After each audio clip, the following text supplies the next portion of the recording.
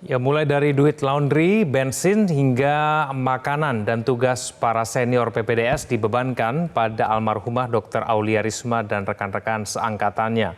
Fakta itu diungkap Kementerian Kesehatan yang menyebut para senior PPDS memalak hingga 40 juta rupiah per bulan. Kami akan membahasnya bersama dengan Kepala Biro Komunikasi dan Pelayanan Publik Kemenkes, Siti Nadia Tarmizi, dan juru bicara Universitas Diponegoro, Sugeng Ibrahim.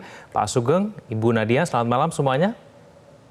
Selamat malam, Egan, Dr. Nadia. Selamat malam, Dr. Sugeng, Mas Egan. Ya, terima kasih atas waktunya bersama kami di Prime Time News. Saya mau ke Dr. Nadia dulu. Dr. Nadia, mohon diperjelas, Bu Nadia, ini dugaan adanya pemalakan kepada Dr. Aulia sebesar 40 juta rupiah ini sudah berlangsung sejak kapan? Dan apakah memang hanya dibebankan kepada Dr. Aulia saja, ataukah memang seluruh teman seangkatannya berdasarkan temuan dari Kemenkes, Bu Nadia? Iya, kalau yang kita dapatkan informasi awal ini ya, bahwa uang atau iuran yang dimintakan sebesar 20-40 juta per bulan itu disampaikan di tahap awal ini adalah untuk masing-masing dari peserta pendidikan dokter spesialis. Memang yang belum jelas itu apakah iuran ini dikumpulkan selama 6 bulan ataukah untuk 1 semester ya. Karena kami mendapatkan masih ada perbedaan dari informan yang pada waktu itu kita panggil untuk menanyakan terkait hal ini. Alasan dipalak 40 juta rupiah per bulan kepada Dr. Aulia ini apa, Bu Nadia? Sudah ada temuannya belum? Ya, sebenarnya kami tidak pernah ya Mas Egan mengatakan ini dipalak ya atau tidak. Karena kan kami juga tidak mengetahui apakah ini ada faktor sukarela dari almarhumah atau tidak. Tapi yang pasti ini ada pengumpulan atau iuran yang tentunya ini pertama tidak digunakan untuk membiayai pendidikan. Dan yang kedua adalah di luar dari beban biaya pendidikan yang memang secara resmi harus dibayarkan oleh para PPDS gitu kepada institusinya. Oke, baik, saya ke Pak Sugeng. Pak Sugeng, dari pihak Undip sendiri mencermati mengenai temuan terbaru dari Kemenkes ini bagaimana, Pak Sugeng? Pertama, saya merujuk kepada pernyataan Dr. Nadia tadi bahwa Dr. Nadia tidak mendungakan diksi pemalakan. Karena apa, Egan? Pemalakan itu adalah tindakan pemerasan yang digunakan untuk memperoleh keuntungan berupa uang, barang atau jasa dengan menggunakan ancaman. Saya bersyukur Ibu Nadia tidak menggunakan diksi pemalakan. Kami setelah kejadian langsung melakukan pemeriksaan bersama gugus tugas dan tim ad hoc bahwa mereka di angkatan 2022 menyatakan ada iuran. Kemarin di salah satu bincang dengan TV nasional sore menjelang malam, rekan seangkatan almarhum yaitu Dr. Firdaus membantah apa yang disampaikan media sebagai pemalakan. Bahwa betul mereka melakukan iuran, iya. Terkait semua informasi, berapa jumlahnya, digunakan untuk apa, 1 minggu setelah kejadian, seluruh PPDS Anestesi Angkatan Juli 2022 telah memberikan keterangan kepada penyidik di Polrestabes.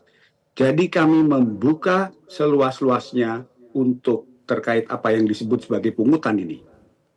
Pada pertengahan Maret 2024, hanya 2 bulan setelah menjabat, Dekan Yan Wisnu telah mengeluarkan surat terkait urusan pungutan atau iuran. Batasannya saat itu 300.000 per orang per bulan. Kalau kemudian mereka melakukan improvisasi, maka merekalah yang harus menjelaskan. Egan dan publik harus tahu ya, sekitar bulan Mei 2022, kami telah memberhentikan seorang peserta PPDS, kemudian Desember 2023, kami memberhentikan 2 orang PPDS. Semuanya terkait bullying, pelecehan seksual, dan juga pelanggaran etik. Jadi tidak benar kalau Undip tidak memerangi bullying. Nah, terkait statement Pak Menteri tadi saya setuju. Kemarin Kabid Humas Polda Jateng mengatakan sedang dikalkulasi bukti-buktinya. Jadi lebih arif kalau kita tunggu. Kalau itu terjadi lagi, Fakultas Kedokteran Universitas Diponegoro tidak segan-segan menindak kembali seperti yang telah kita lakukan. Egan. Ya, Pak Sugeng mohon diperjelas Pak Sugeng, ini pengumpulan atau pungutan ini digunakannya untuk siapa? Apakah betul itu memang digunakan untuk keperluan seniornya begitu yang bahkan tidak berhubungan dengan akademiknya begitu? Silahkan ditanyakan kepada para PPDS seangkatan beliau yang sudah memberi keterangan kepada Polrestabes. Tapi pungutan ataupun pengumpulan ini sepengetahuan dari Undip ya, Pak Sugeng ya? Kami sudah melarang. Jadi bulan Maret 2024 telah ada larangan. Batasan iuran yang diperbolehkan adalah Rp300.000 per orang per bulan. Jelas sekali, Egan. Pernah ada protes begitu Pak Sugeng dari peserta PPDS ini berkaitan dengan iuran-iuran ini? Protes yang mana ya?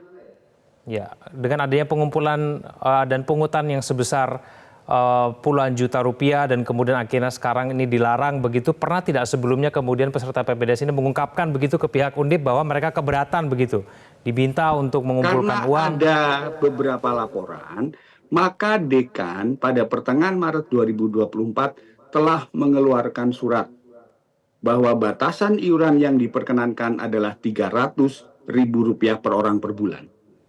Jadi silakan diterjemahkan sendiri, dan terkait informasi-informasi berapa jumlahnya, apakah betul seperti yang ditulis di media termasuk Metro TV, itu sudah diterangkan dengan sangat jelas oleh teman seangkatan almarhum yaitu Dr. Firdaus dan juga senior beliau 1 tahun Dr. Angga. Jadi jelas sekali sikap kami, Egan, kami melarang hal tersebut. Kenapa baru dilarang akhir-akhir ini, Pak Sugeng? Apakah memang karena setelah ada Tidak, kasus Egan. itu baru kemudian? Tidak. Surat larangan itu pertengahan Maret 2024. Jadi sudah 5 bulan sebelum kejadian. Bukan akhir-akhir ini, sudah 5 bulan, Egan. Jadi harus dibedakan kerangka waktunya. Kalau akhir-akhir ini kejadian Agustus, tentu suratnya setelah Agustus. Ini sudah dikeluarkan Maret 2024. Oke, saya kembali ke Dr. Nadia. Dr. Nadia, Pak Budi Gunadi Sadikin, Pak Menkes juga kemudian menyatakan kemarin bahwa perundungan ini sudah berlangsung cukup lama begitu ya dalam lingkungan PPDS. Tidak hanya kemudian mengenai pemalakan, tapi bahkan juga sexual harassment begitu. Nah, apakah kemudian kejadian-kejadian ini memang ditemukan tidak hanya kemudian di Undip, tapi kemudian juga begitu banyak universitas yang lain, Bu Nadia? Ya, Mas Egan, terima kasih. Sekaligus juga saya ingin menegaskan ya bahwa kemarin ada beberapa media juga nih yang mengangkat bahwa kasus almarhumah ini bukan hanya terkait dengan adanya iuran-iuran, tapi juga ada pelecehan seksual. Jadi sekaligus saya mau mengklarifikasi maksud daripada pernyataan Pak Menkes, karena kemudian menimbulkan beberapa polemik ya dengan adanya pemberitaan yang tidak tepat tersebut. Jadi yang dimaksud Pak Menkes itu adalah kasus perundungan itu memang bukan hanya dari adanya iuran-iuran di luar beban biaya pendidikan, tapi juga kalau dilihat ada juga kasus-kasus perundungan itu yang sifatnya pelecehan seksual. Jadi yang seperti tadi Mas Egan sampaikan, kita mendapatkan ya kurang lebih ada 540 kasus perundungan yang sebelumnya sudah kita verifikasi. Ini memang termasuk definisi perundungan yang terjadi ya.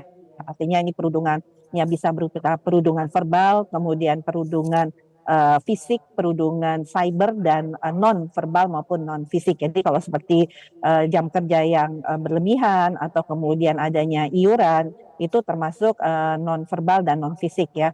Tapi kalau kita lihat terkait misalnya seperti pelecehan seksual itu sebagian besar juga terkategori sebagai perundungan yang sifatnya fisik.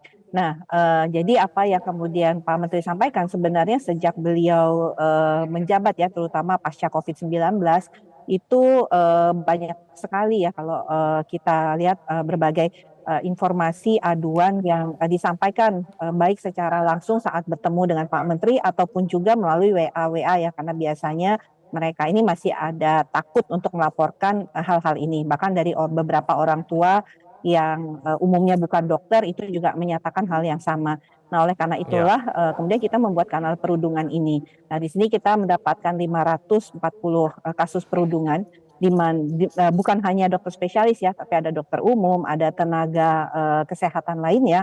Tapi yang menyedihkan itu dari 540, 220-nya itu terjadi di rumah sakit vertikal Kementerian Kesehatan.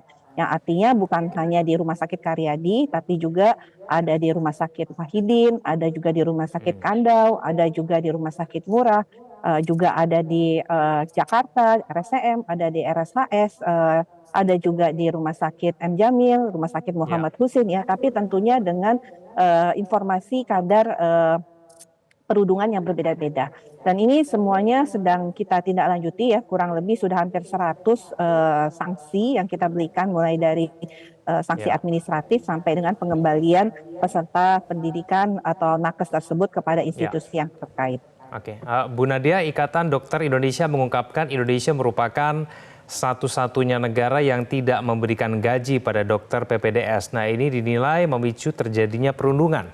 Tanggapan Anda bagaimana, Bu Nadia? Saya rasa ini menjadi salah satu ya concern kita. Oleh karena itu mekanisme yang ada saat ini salah satunya karena pendidikan dokter spesialis itu berbasis universitas, sehingga statusnya itu adalah mahasiswa, bukan pekerja.